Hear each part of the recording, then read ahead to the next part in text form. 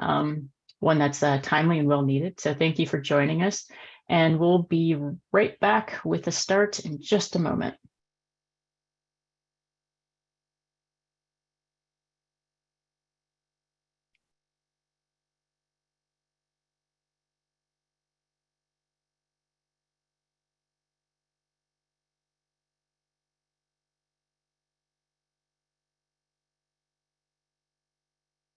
Hi, everyone. Welcome to our town hall. We're going to get started in just a minute. For those of you who just joined us, we're waiting to get more of a critical mass on the stream, the live stream, before we get started. So if you'll hold tight, we'll get started very shortly.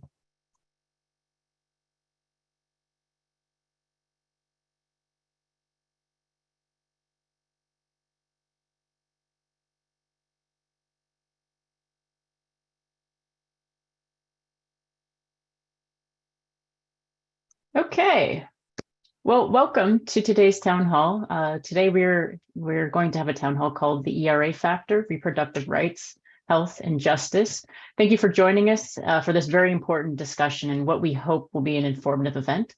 This is part of our series that we initiated to inform an educated community of ERA supporters and to demonstrate how the Equal Rights Amendment affects every aspect of our social, economic, and political lives. This past weekend, we just marked what should have been the 50th anniversary of the Roe versus Wade decision, which provided a constitutional right to abortion access. Instead, we're now living in a post-Dobbs era. The decision is an outrageous attack on nearly 50 years of women organizing their lives around the right to abortion. We believe that the ERA is now more important than ever. The ability to determine when or whether to have a child has allowed women to participate fully in our society, politics, and economy.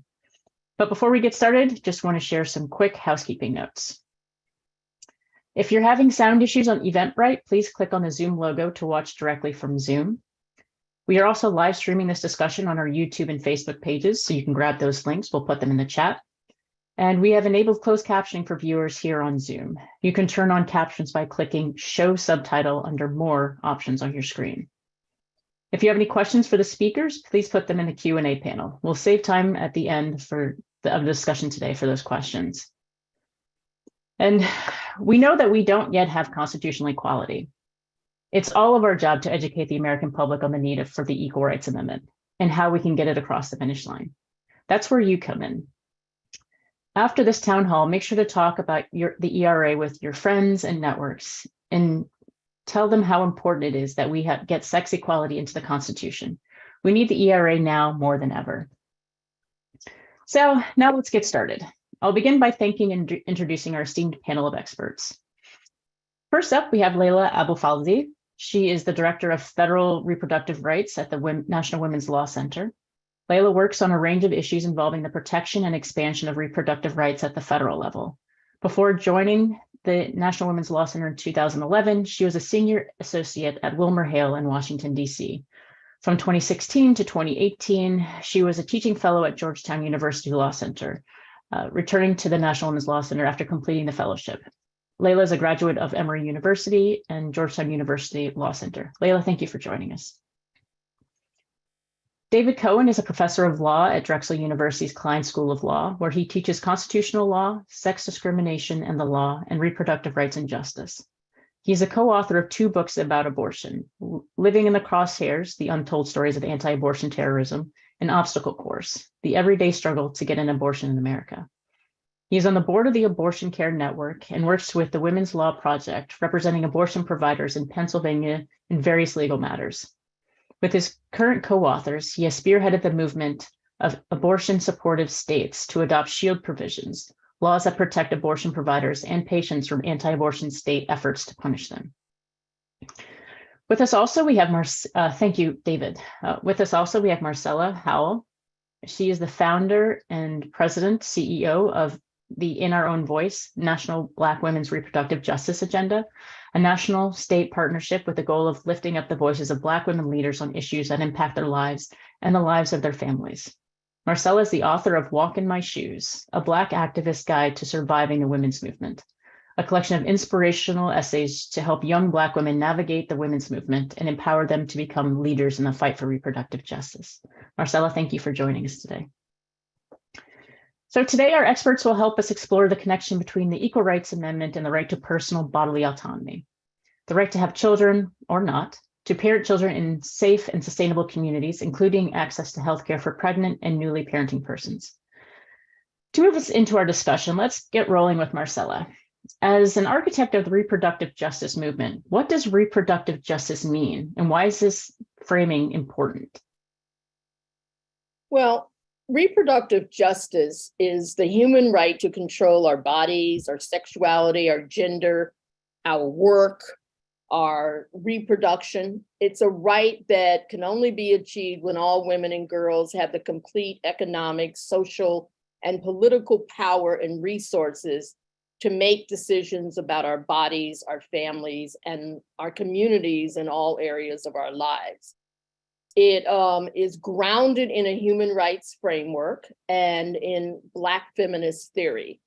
In Our Own Voice uses both the framework and the feminist theory to center the voices of Black women, femmes, girls, and gender expansive people to transform the oppressive systems that hinder our ability to reclaim our own lives. As a reproductive justice organization, In Our Own Voice approaches policy issues from a human rights perspective that incorporates the intersections of race, gender, class, sexual orientation, and gender identity with situational impacts of economics, politics, and culture that make up the lived experiences of Black women and other women of color in this country. Awesome, thank you. Layla and David, would you like to share anything about this framing as a way of enhancing politics that support women's personal bodily autonomy?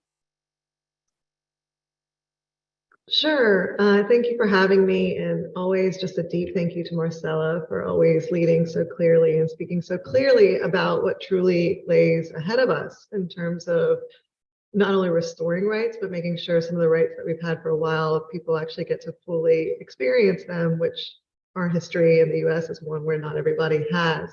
So I just want to, underscore everything that Marcella just said, and really that we are not going to restore access to abortion until we really go through the path that Marcella just laid. And if you look at, for example, the impact of our policies across a person's lives, as Marcella, her organization, there's sections of our lives actually so well lays out. Think about Mississippi, the state at the center of the case that overturned, where the Supreme Court used to overturn Roe. Mississippi in the last year has been in the news for a terrible maternal mortality crisis that affects Black women more. They had a major water crisis repeatedly, and moms can't send their kids to school in this water crisis because there's no water in the school. So when you think about this Fuller case of Mississippi, and the Attorney General said, gender equality has been secured here and there's nothing to see here, folks. And then you look at their broader policies, including that they have not expanded Medicaid, which impacts all of this. You see exactly what Marcella is saying about all these things that come together. And so abortion is a thread through line on that, but it is not the only thread through. So I appreciate how she laid it out. I think it really makes it clear. David, anything to add to that? Yeah, just quickly, the two things that I think to add. One is that the beauty of reproductive justice, thinking about all reproductive decisions that people make over their lifetime, is that we know that about 1 in 4 people who have the capability of being pregnant will have an abortion during the reproductive years. But almost everyone is going to think about what they want in terms of their reproductive life. And so appealing to everyone and the interest that everyone has in making sure that everyone has reproductive autonomy and freedom, and the ability to bring about the choices that they want, I think broadens beyond just talking about abortion, and can bring in some allies that an abortion-focused movement might not be able to have. And second, really focusing on the people who are impacted the most by policies, and that's poor women, rural women, Black women, and other women of color, that it really sort of shines the light on how oppressive the policies around reproduction in this country are. And so I think those are two other things that really make this movement and framework so valuable. And I really am looking forward to diving into the bigger picture of what bodily autonomy means, especially when we talk about the Equal Rights Amendment, but keeping in mind that it's not just it's abortion, but reproductive rights and justice about the full spectrum of reproductive cycles. So thank you for that, and thank you for the context. So Layla, you've been on the gender justice front lines, along with others on the panel, leading us forward long before the post-Dobbs era. So for folks who are new to this discussion and those of us who are not so new, remind us of the devastation that this decision is having and playing out in communities across the nation. What have been the overall experiences of women and pregnant persons as they seek access to reproductive health care, including access to abortion?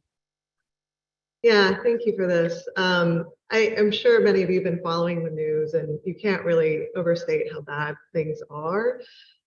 These are intersecting public health and legal intersecting crises coming at the same time. Our country, for the past 50 years, 49, operated with the assumption of a legal right to abortion. And so all of our infrastructure, our systems, our legal systems, all were dependent on this. And so you take this out and we have such scary questions of what is legal liability for a lot of folks, and instilling a lot of fear in our communities and across medical personnel. So what it's looking like is, you've probably seen, read stories of people who are miscarrying and have threats to their lives, forced to travel, or forced to experience excruciating pain. You saw the story about a young girl who was raped and needed care, and the political bullies who went after her and continue to go after her provider. What you may be hearing less about, but it is happening. And think about the intersection of whose stories we can share, given that we're in this time of unknown with legal liability, is those stories of in people in states where abortion is banned. And so there are stories of people safely managing at home. There are stories of people traveling through multiple states to get abortion care at a clinic. And you hear those stories from the providers, look at their parking lot, they have license plates from all over. And then you hear stories of people who hit hurdle after hurdle, living in states without care, and they continued their pregnancy. And this is not what they were looking to do, but it is the story that's hard to capture, except to know that there are many who, after Googling around, not finding a clinic in their state, not finding a friend who will take them across state, not having time off from work, childcare, all of these things, they're forced to carry pregnancy to term. And so if you think about the fear and the chaos and the physical and mental harm that's already happened, we have concrete data about what happens to people when they are denied abortion care that they seek. We have a clear impact on their well-being, their health, their ability to thrive, economic security.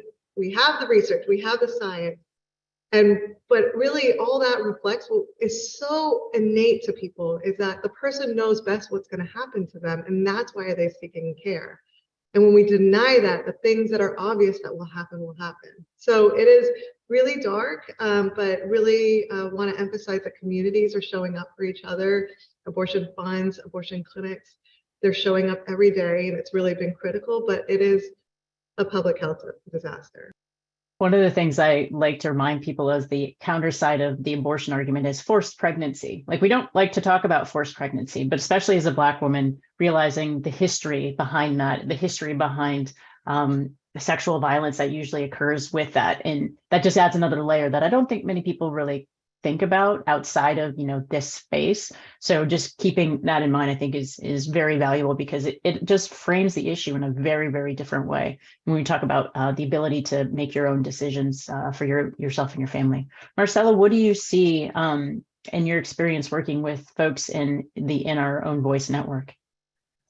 Well, the thing about the network that we have, the partnerships that we have, is we're hearing directly from the states. We're hearing from people who are working with women to find healthcare.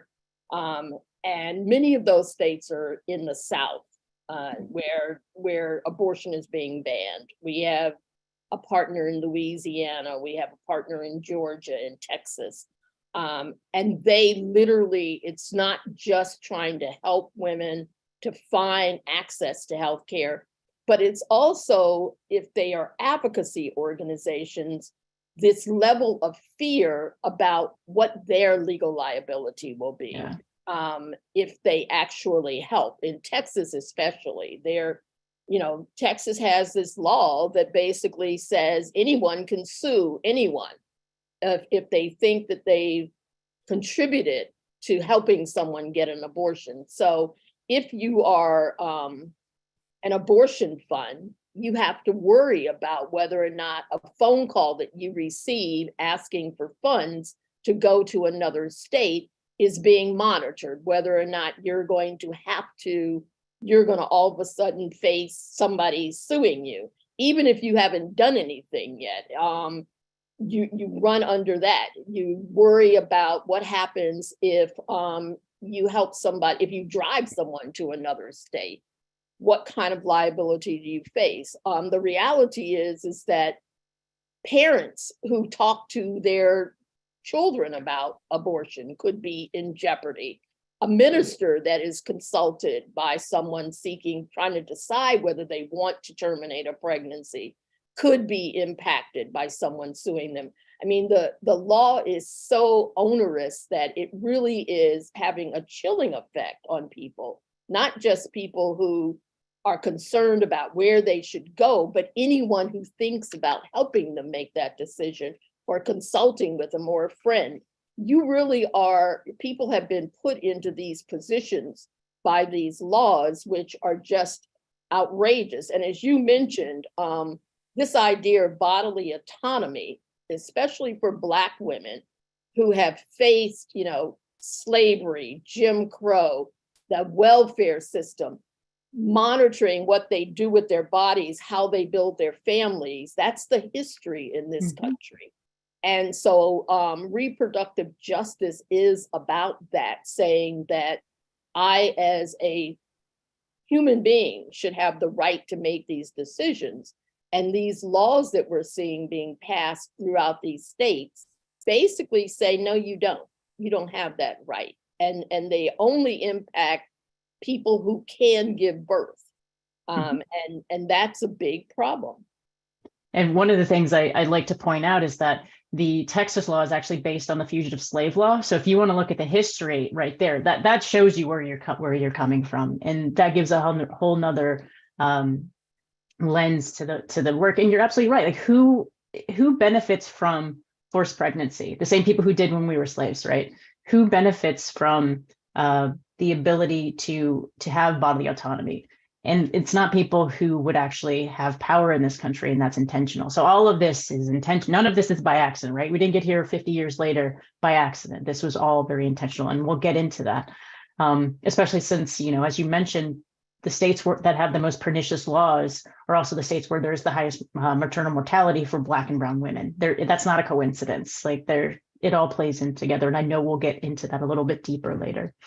David, I'd like to bring you into the conversation a little bit more. The states are a hotbed of activity that's designed to curtail reproductive freedom and rights. In Pennsylvania, you're at the front and center as the co-counsel of the Allegheny Reproductive Health Center versus the Pennsylvania Department of Social Services, which is the case before the state Supreme Court that challenges Pennsylvania's ban on using Medicaid funds for abortions by using the Pennsylvania Equal Rights Amendment. So just to emphasize, everyone, this is the state's own Equal Rights Amendment, not the federal Equal Rights Amendment. So if you could tell us briefly about the case and why it's important to our efforts to secure a federal Equal Rights Amendment. In the wake of what the U.S. Supreme Court did, we are going to see a lot more attention paid to state Supreme Courts and state constitutions. So every state has its own constitution and their own court system, and states can interpret their own constitutions in their own ways and use their own doctrines and their own unique histories to give meaning to those provisions. We saw just a couple weeks ago, on the same day, the South Carolina Supreme Court found a right to abortion in their state constitution's protection for privacy, while the Idaho Supreme Court found the opposite under its constitution. So state Supreme Courts are a battlefield. Here in Pennsylvania, where I am co-counsel with folks at the Women's Law Project and Planned Parenthood Federation of America and a private firm representing all of the standalone clinics in the state. And we are suing to invalidate the Hyde Amendment, the state version of the Hyde Amendment. The Hyde Amendment is a federal law that bans the use of Medicaid dollars to pay for people's abortion. And so what this does is it really impacts people who would otherwise be who are otherwise unable to pay for an abortion. That's the whole point of Medicaid, is that covers health insurance for people who are low income. And they're able to get other reproductive health care, but not abortion. This has been part of federal law since 1976, and 33 states have their own version of this. Pennsylvania is one of them. It's been around for decades. And what we are claiming in this case is that the state Equal Rights Amendment, 28 states have their own Equal Rights Amendment. Pennsylvania is one of them. That under the state Equal Rights Amendment, this is unconstitutional. And we're making a couple different claims. One, that this is based on sex stereotypes that the proper role of women in society is that they should give birth and be mothers. That the real essence of the Hyde Amendment is, and the sort of anti-abortion laws generally, is this sex stereotype about the role of women in society. A second claim that we are making under the Equal Rights Amendment is that the Pennsylvania Medicaid covers all reproductive health care for men, but not all reproductive health care for women, because there is no sex-specific health care related to reproduction that is carved out of the state Medicaid program for men. But this, healthcare that is associated with being a woman is carved out of the state Medicaid program. That is an equal rights problem, as we see it.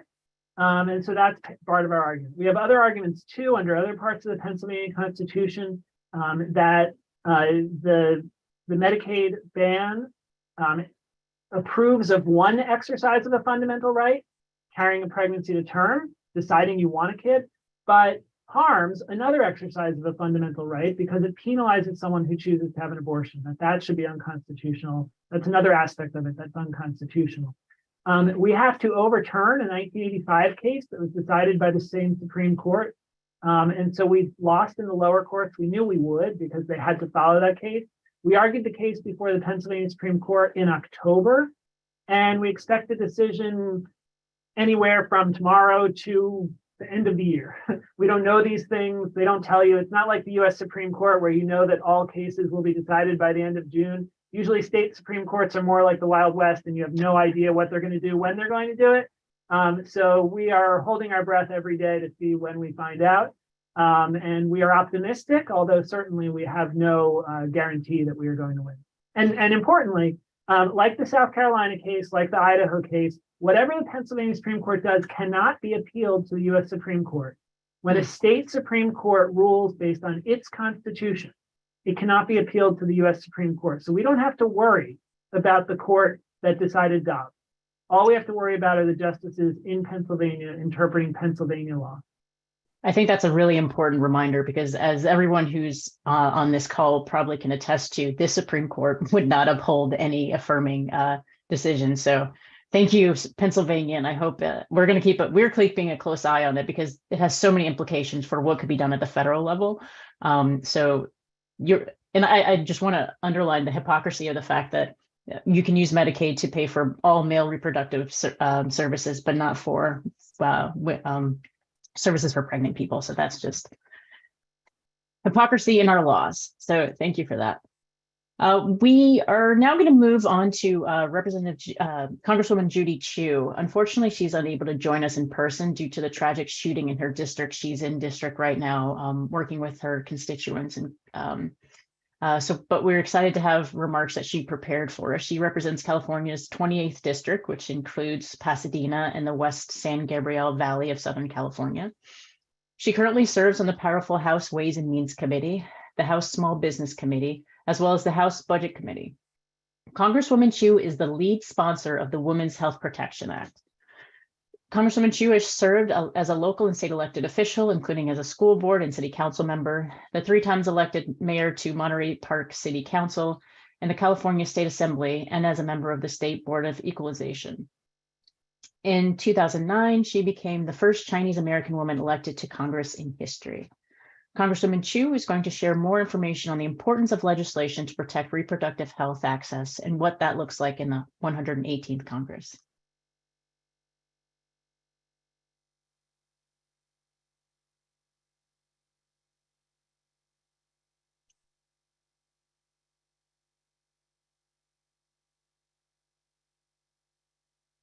Hello, I'm Congressmember Judy Chu, and I want to thank Jennifer Tucker and the entire ERA Coalition for the invitation today. Unfortunately, I'm unable to attend in person, but I appreciate the opportunity to update you on my bill, the Women's Health Protection Act, or what we call WIPA, and how we can all continue to fight to restore abortion rights in the 118th Congress and beyond. We know the importance of enshrining the Equal Rights Amendment into our Constitution. And we know life free from discrimination means a life free from infringements on our bodily autonomy. That's why it's important for my bill, the Women's Health Protection Act, to become the law of the land. In the days following the Supreme Court's Dobbs decision to eviscerate the rights of half the American population, I've never seen such terror from my constituents or such anger and outrage. They were horrified by the Supreme Court's actions. Today, women have less rights than their grandmothers because of 6 unelected judges and far-right extremist politicians. Today, 1/3 of women live in states where abortion is banned. It was this outrage that inspired me to join with activists from across the country to participate in an act of civil disobedience and be arrested in front of the Supreme Court in protest of this horrific decision. But we have the power to restore the rights we had for 50 years. The answer is pass my bill, WIPA. It enshrines the protections of Roe into law by doing 2 things: creating a federal right to access abortion care in this country, and it ensures that states may not erode that right. The attacks on reproductive freedom and discrimination on the basis of sex did not start with Dobbs, as the ERA Coalition knows all too well. This has been a decades-long effort by anti-abortion extremists whose ultimate goal is to ban abortion entirely in this country. Since 2010, hundreds of laws have been introduced in states across the country with the goal of chipping away at abortion access. WIPA was designed not just to create a federal right to abortion care, but to push back against these state-based attacks on providers and seekers. In the 117th Congress, Speaker Pelosi put WIPA on the floor in fall of 2021, following the terrible Texas abortion bounty hunter bill, SB 8, and again after the Dobbs decision last summer. WIPA is now the most supported pro-abortion bill in congressional history, showing how important it is to have a Democratic pro-choice majority in Congress. WIPA received 49 votes in the Senate, indicating just how close we are to passing this bill into law. And President Biden has promised to sign the bill into law if it is able to reach his desk. I want you to know I am working to reintroduce WIPA again in the coming weeks. We are making important updates to the language to ensure that it reflects the reality of a post-Dobbs America and ensure that in a world without Roe, abortion access is protected everywhere. Unfortunately, because of the Republican House majority, WIPA faces a steep odds of passage in the 118th Congress.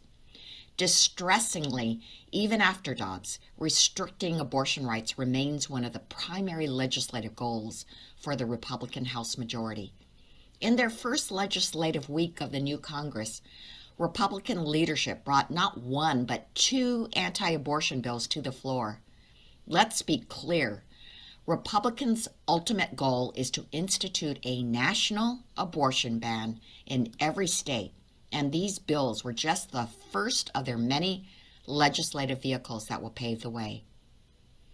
Well, I'm in the long haul on this right, and on this fight, and the larger fight for an America free of discrimination on the basis of sex. I'm glad you all are in this fight as well. Thank you again for today's invitation. And we thank the Congresswoman for her service and also for her support of the Equal Rights Amendment, which I actually want to turn to now that we've laid the groundwork for what the state of abortion access and reproductive justice is in America.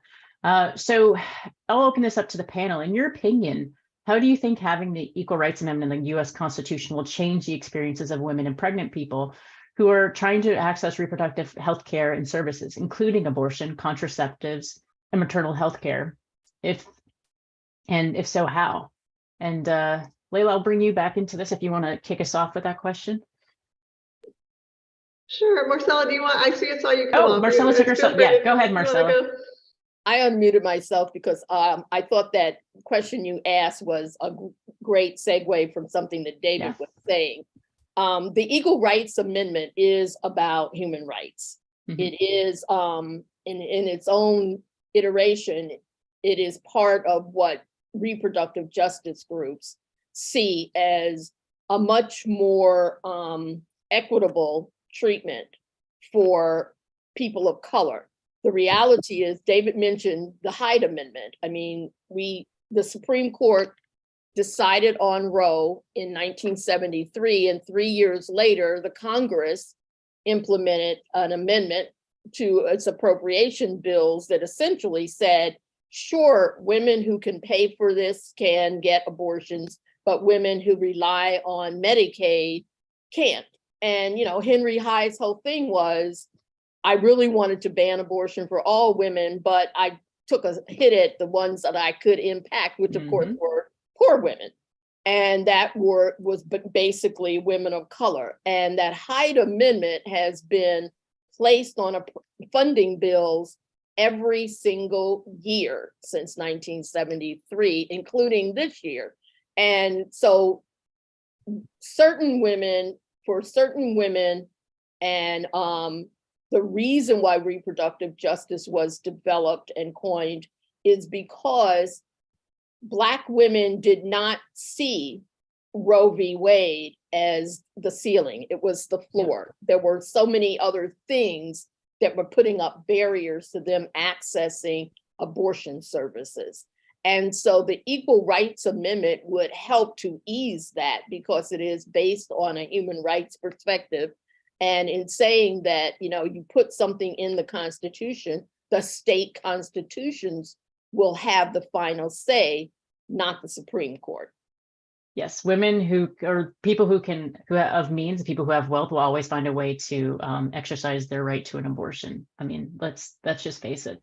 The Dobbs decision may have changed in some states, but if you have the money to go to another state or to another country, you can still do it. So keeping in mind who this is really targeting is, I think, imperative. Layla, how about you now? Sure, and thanks, Marcella. And I'm really glad David got to talk about their incredible litigation in Pennsylvania. We've been so excited for it because it really gives us the grounding to talk about the ERA as it gets to reproductive rights, because it really at its core it is about sex stereotyping. When West Virginia was considering its ban on abortion, it included alongside it a resolution all about how women are mothers. And so if you go to the core about what this is about, it is putting people into boxes of what they should be, right? Mm-hmm. And not giving people the ability to define for themselves who they are. Professor Melissa Murray has an incredible op-ed from last summer, We're Losing Our Right to Be, about being whatever I can be many things, and you can't put me in a box, but these bans are really rooted in that. And so when you think about how Marcella just laid out the intersecting then stereotypes you get and how all of this is layered, the ERA gets to the core of equality. And what does equality mean when you put together the pieces of the puzzle? So it is through your ability to exercise bodily autonomy, freedom, self-fulfillment, your destiny, right? That is the equality we're seeking to, and the ERA allows us to talk about that broader sense of equality, that we can make these decisions define our paths, our opportunities, define when to become a parent, the things men, particularly white men, have done for millennia. And so Yes. when we really probe what is equality, we talk about the things we need to be given the ability to pursue our futures and our destinies. And I just want to take a note that actually this framing really helps us to also pursue a broader movement of rejecting attacks on abortion, on contraception, against trans folks, against non-binary, because the whole point is they want you to be a certain sex. And that is what they're doing here. They are trying to attack us because they want to define what us. And so really at the core, the ERA is giving you the right to say who you are and being able to live freely in that way. So that's how I see an abortion access is a key to that. So I'm so glad you brought that up because we face that within our own movement. But the bottom line is those who are benefiting from the current system are trying to keep us siloed and say that, well, you're this kind of person, you're that kind of person, so that those differences they can play up when really we have so much more in common than it separates us. But if they focus on the differences, we are not as powerful as we are when we work together. So for anyone who says that, well, it's only these kind of women, that doesn't help our cause, because then what you're saying is those divisions are more important and you don't really understand and appreciate that we're all in this together and that my rights are very much so intertwined with the rights of my sisters, my brothers, everyone around me, because at the end of the day, if one of us is oppressed, then we all are. So I'm really glad that you brought that to the conversation. David, any thoughts on how the Equal Rights Amendment would impact access, reproductive care, the like? ERA is, at core, it basically says that we as a society are committed to letting people fully participate in society, regardless of their sex. And really, for anyone who's not a white man, who doesn't have the privilege of race and sex in this country, that we want everyone to be able to participate equally. And the defining aspect of being able to participate fully in society is being able to control your reproduction and to control your sexual life and your sexual being and your reproductive being, because it takes up so much of people's lifespan to be able to think about reproduction. And if you can't control that yourself, that means someone else is controlling that, either another private individual against your consent or the government against your consent. And if you can't be the one controlling that, if you want to have lots of kids and raise them as you wish, then you should be able to do that. But the government shouldn't be the one telling you to do that. Because if the government is telling you to do that, or another person is telling you to do that, then you aren't participating the way you want in society. And I think that's sort of the message of the ERA, that we want women and others, gender non-binary people, to be able to fully participate in society in a way that this country has never before fulfilled, despite some promises that we think that we sort of, we think the revolution and the feminist revolution in the 60s and 70s solved all this, but it hasn't. And the ERA won't by itself solve these problems, far from it, but it will be another sort of notch in saying that we are committed to this and a tool for advocates to use in trying to have this country live up to that important promise that almost every other modern democracy has embedded in its constitution. We don't.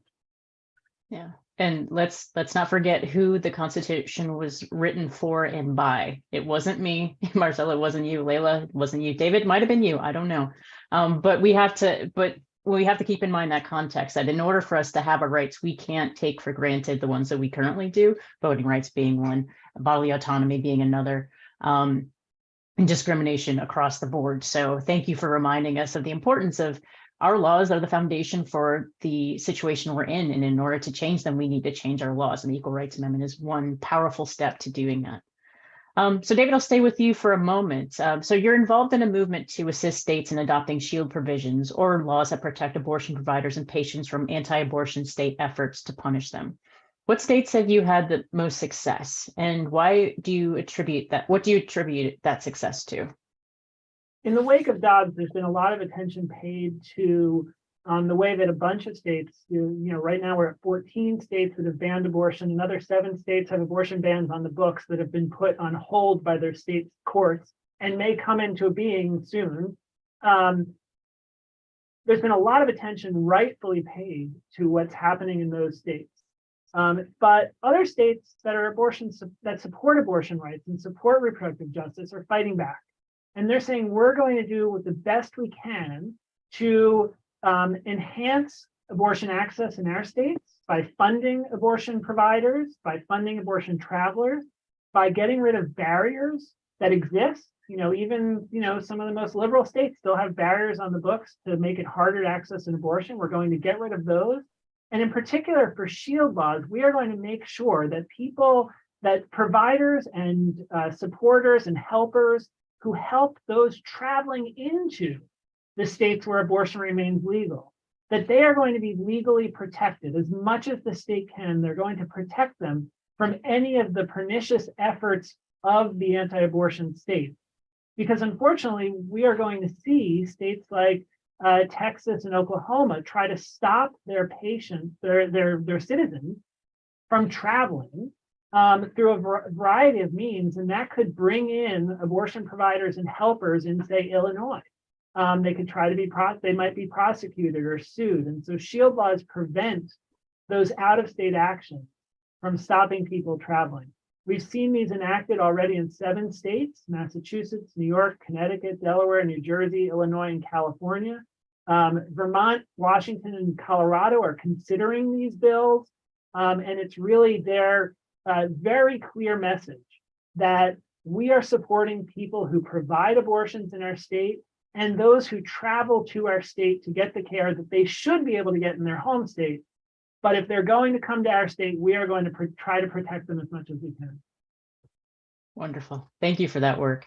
Marcella, in our own voice, contraceptive equality is a major concern.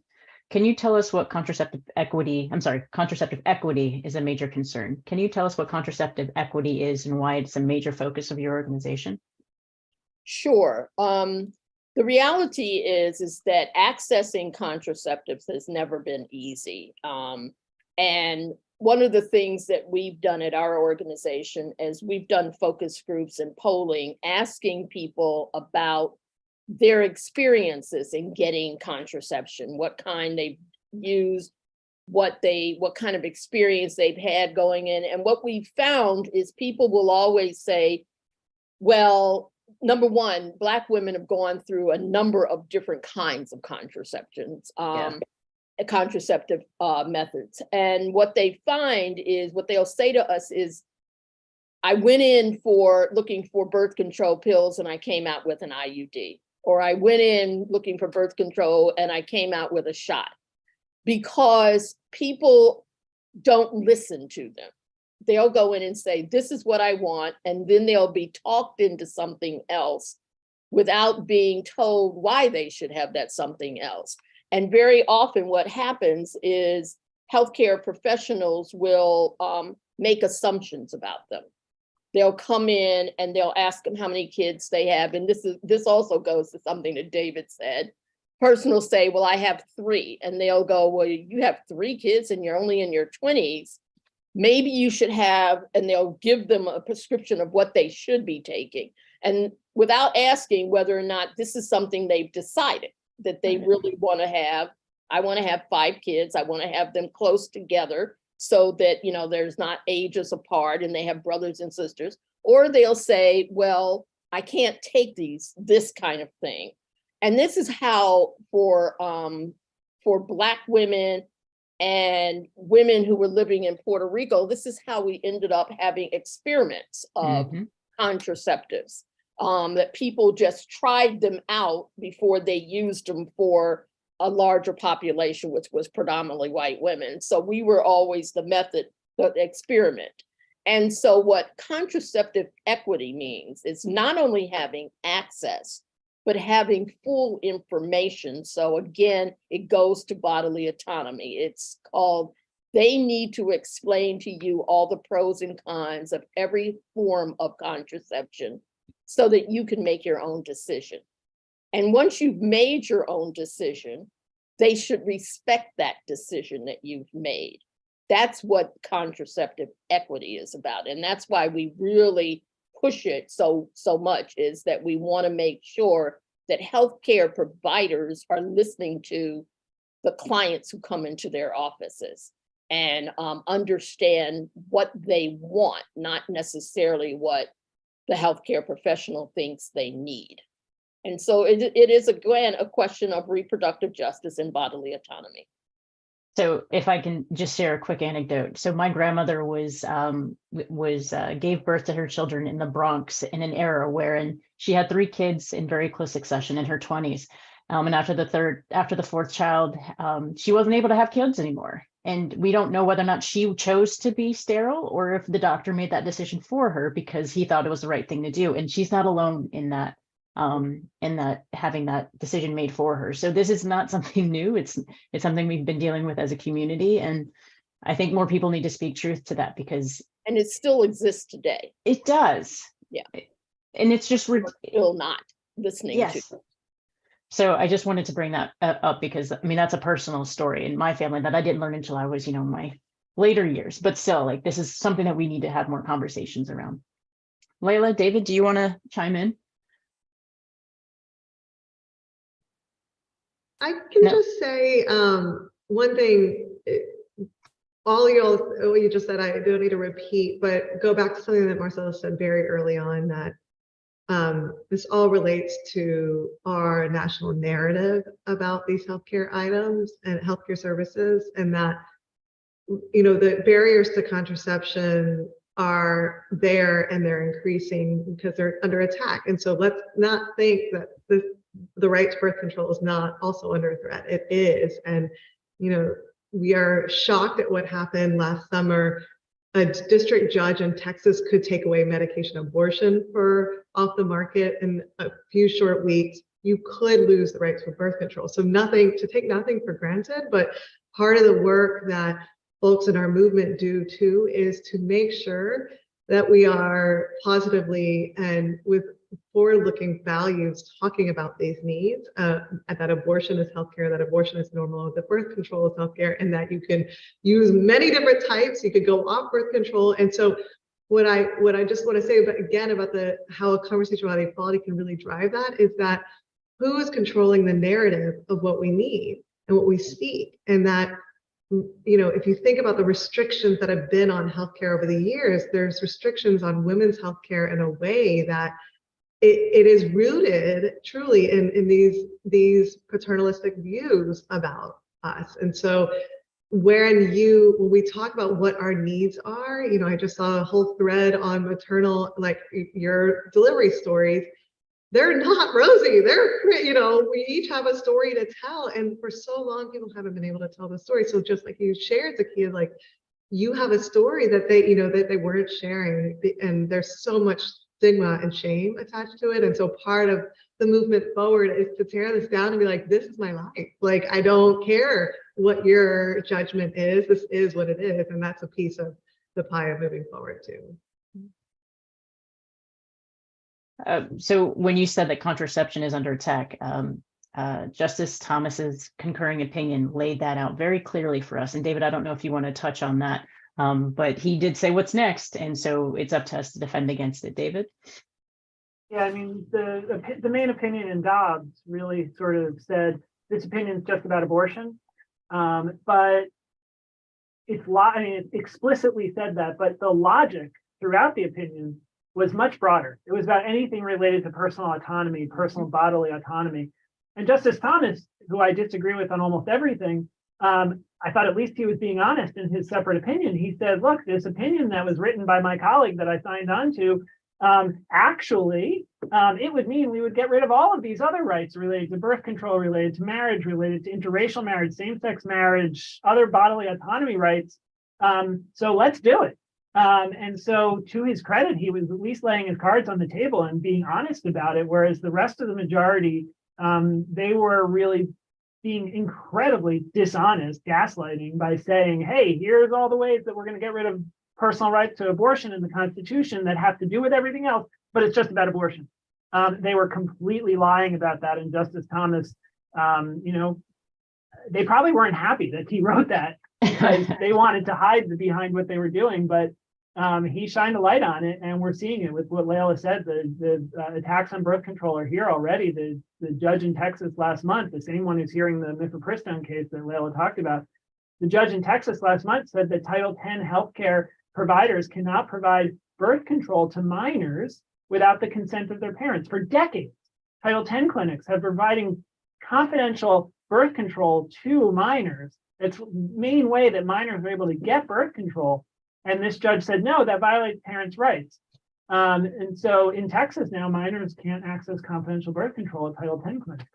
Birth control is under attack, maybe not in the same ways it was 60 years ago, but it's under attack in these new ways, and Dobbs provides the ammunition. I would like to point out that Justice Thomas did not mention interracial marriage in his concurring opinion, given that he is in an interracial marriage and that would directly impact him. So I just want to be clear that he did see there is some hypocrisy there too, but we have new measures in place that will protect us. So I'm going to hand it over to Chrissy for the Q&A portion. So we're going to take some questions from our audience, and we'll go from there. Chrissy? Thank you so much, Zakia.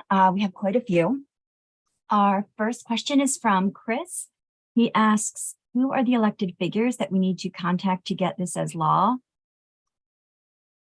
That might actually be a Zakia question. Yes, I was just going to answer that one. So we are working with members of Congress to pass legislation that would remove the time limit on the Equal Rights Amendment. And so reach out to your senator, reach out to your congressperson, and let them know that you believe and you support equality and that they should too. And I strongly believe that if people don't support equality, then we need to send them a message, because if we support it and they represent us and they don't, then that's a misrepresentation. So understanding that we have Republicans, we have Democrats, we have independents. As long as you support equality, we are with you. But if you are not supporting equality and the broader concepts that we believe in with equity and equality, I'm ready to show some folks the door. But for the most part, contact your senators and contact your members of Congress.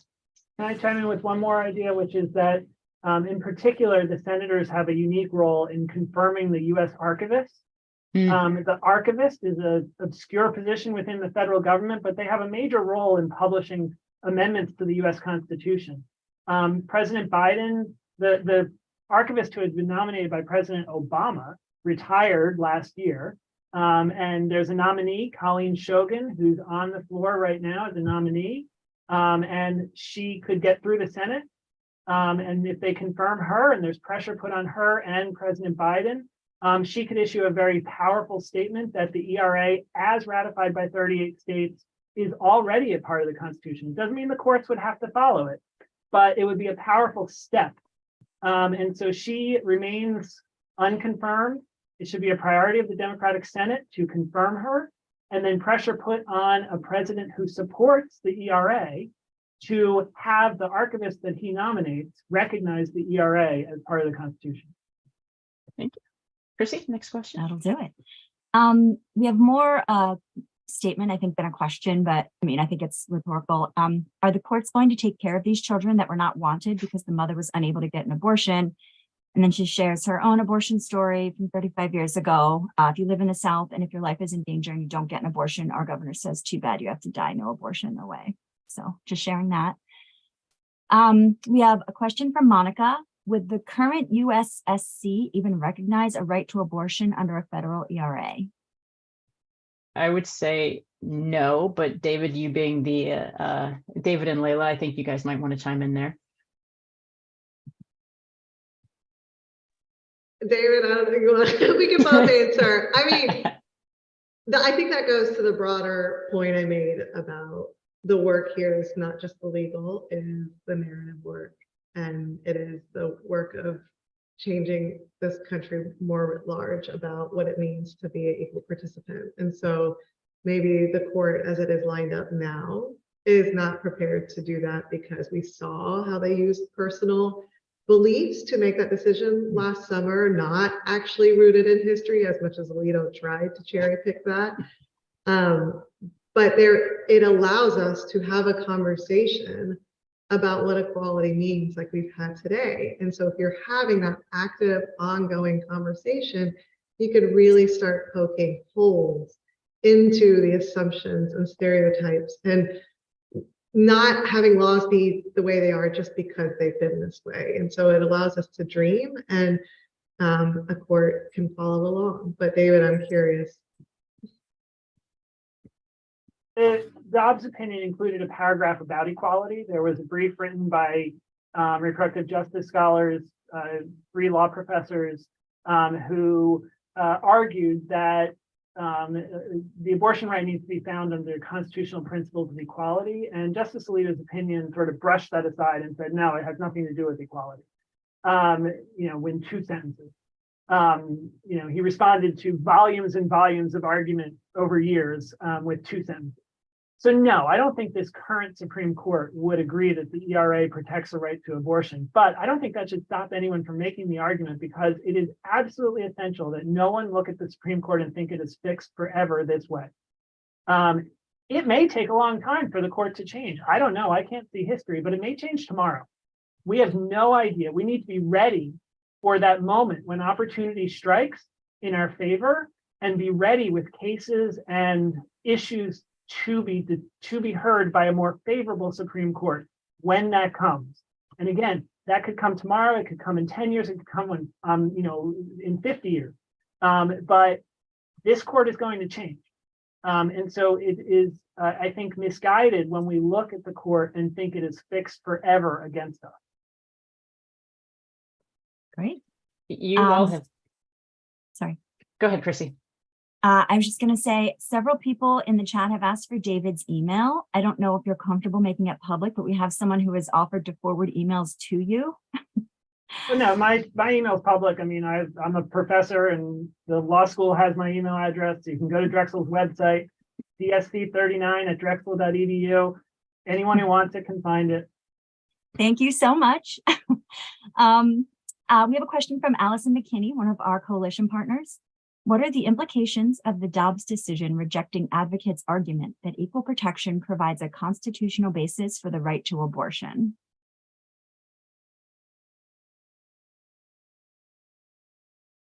And that's what I was just talking about. And the implication is that it's going to be harder to get that in federal court, as after Dobbs. There are people thinking about, well, maybe there are other ways to justify the right to abortion. Besides, abortion had been grounded in this idea of privacy for 50 years. And maybe there are better ways to do it. And one of the ways that a lot of people have looked to over years is equality. And so with Justice Alito brushing that aside, it's going to be harder to make that argument now.